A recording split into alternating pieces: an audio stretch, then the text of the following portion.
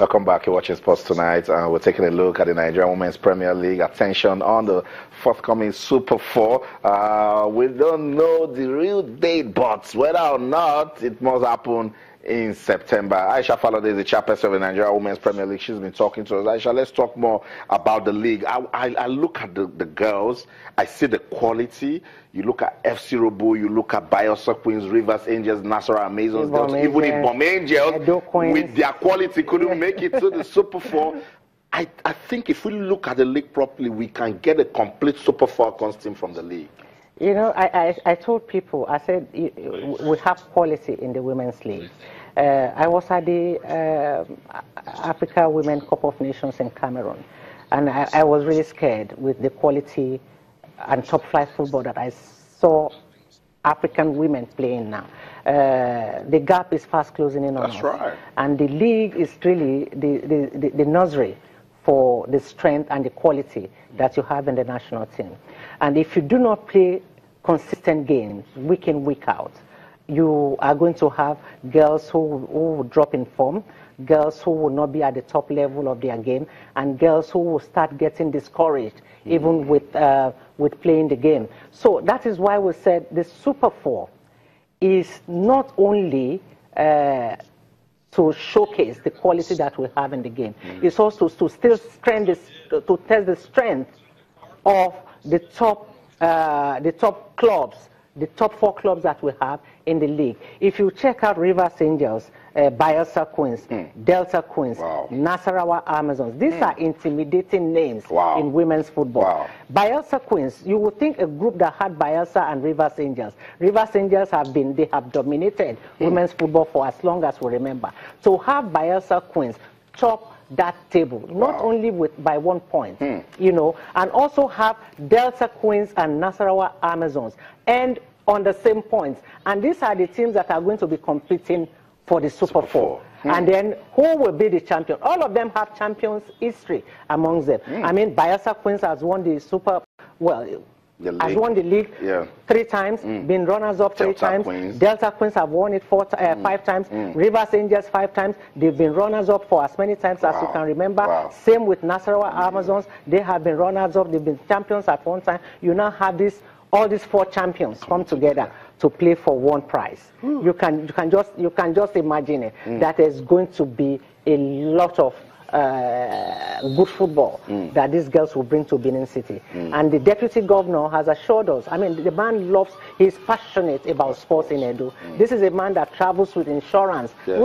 NNL side, we want insurance to get promotion to the Premier League.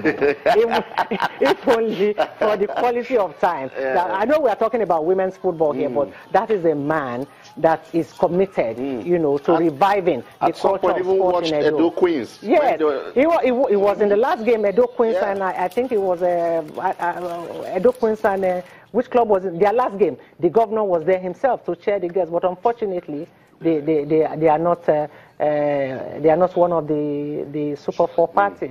That's why it's called the Super 4. Let's just run you through some of the names you need to keep from the Nigerian Women's Premier League. Charity Ruben, Ibom Angel striker. She emerged the top scorer at the just concluded league. 9 goals in 14 matches. Whatever this girl touches just turns to gold. She does. She's very quick on the ball, and she has good vision. She knows how to position herself, and you know, I just like it when people have when they are quick thinking, not only with their head, also with their feet. You know, agile and very strong player. These are the things we want to see in the Super Falcons, in the Falconets, in the Flamingos. We want to see fighters. We want to see girls who are ready to do the impossible on the field of play. So that's it, Ruben Charity there. And we also told you the league went 14 weeks. Yes, some teething problems here and there, Aisha mentioned, but the NWPFL board, they were fast about it, they walked it. I wanted us to really see that. 14 weeks of football, no walkover. Aisha, this is very good for our football, and we must continue. Let's talk about Florence Omagbemi.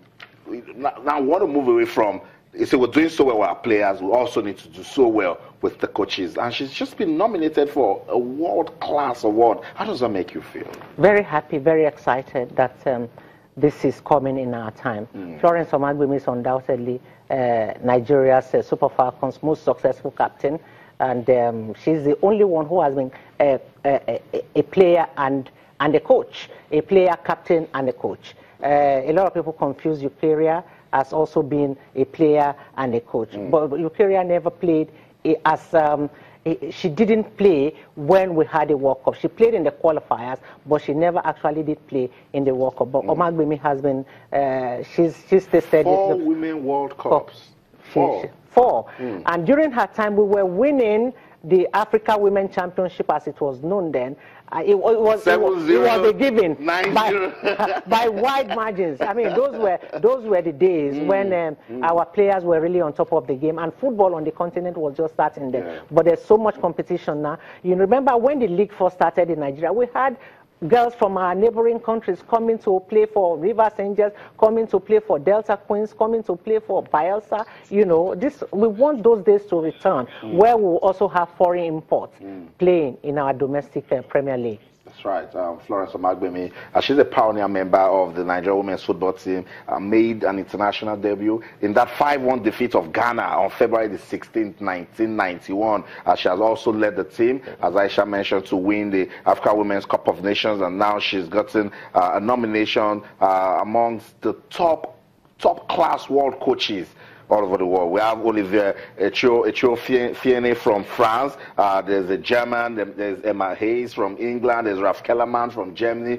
And Aisha and Florence maybe I'll become a coach one day. You never know. Has made that list. So we're so proud of her. No, we are. This momentum will continue. It's worth celebrating. That's right. Aisha, before I let you go, for next season, let's start planning for next season. Are we going to retain the same format?